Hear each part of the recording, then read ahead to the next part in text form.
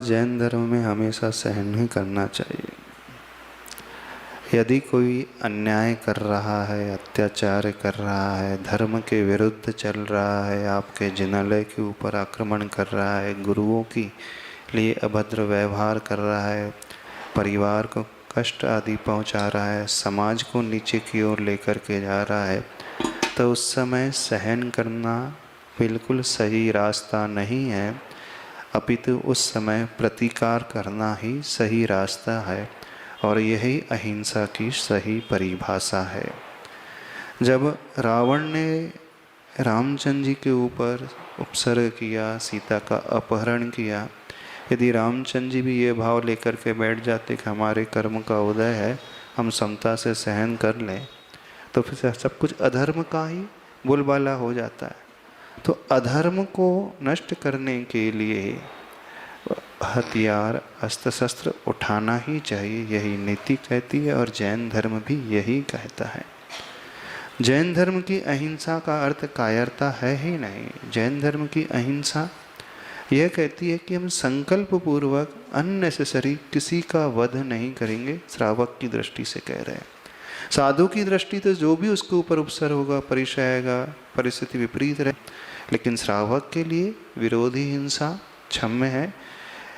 उद्योगी आरंभ हिंसा वो कर सकता है क्योंकि बिना उसके वह जीवन नहीं जी सकता।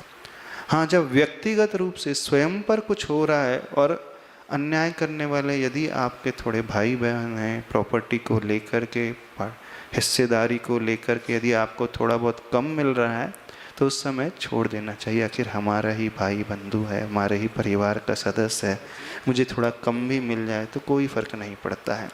छोटी छोटी बातों को लेकर तो एकदम समता रखना चाहिए, लेकिन हम बात कर रहे हैं अनीति, अत्याचार, अधर्म और अन्याय की, जो धर्म के, देव गुरु शास्त्र के विरुद्ध, राष्ट्र के विरुद्ध हो रहा है। उस समय व्यक्ति को अवश्य जोरदार तरीके से प्रतिकार करना चाहिए, लेकिन जब स्वयं पर बीते और उपसर करने वाला बहुत अति कर रहा हो तो उस समय प्रतिकार करें, लेकिन नीति और न्याय पूर्वक करें।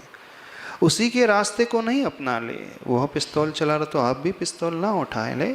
आप सही तरीके का आलम्बन लेकर के विरोध करें। जहां आपकी आवाज़ पहुंचना चाहिए वहां तक आवाज़ पहुंचाएं और शांति और सहजता का मार्ग अपनाते हुए विरोध करना चाहिए।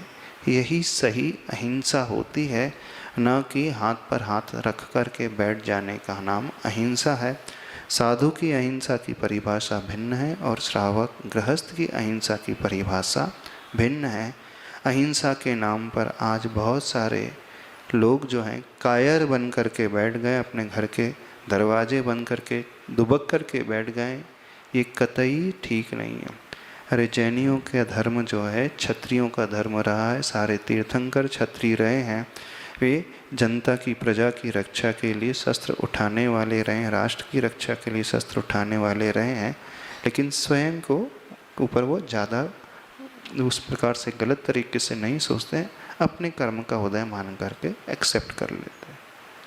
तो बदले की बात तो है ही नहीं, नीति और न्याय और धर्म की बात है यहाँ।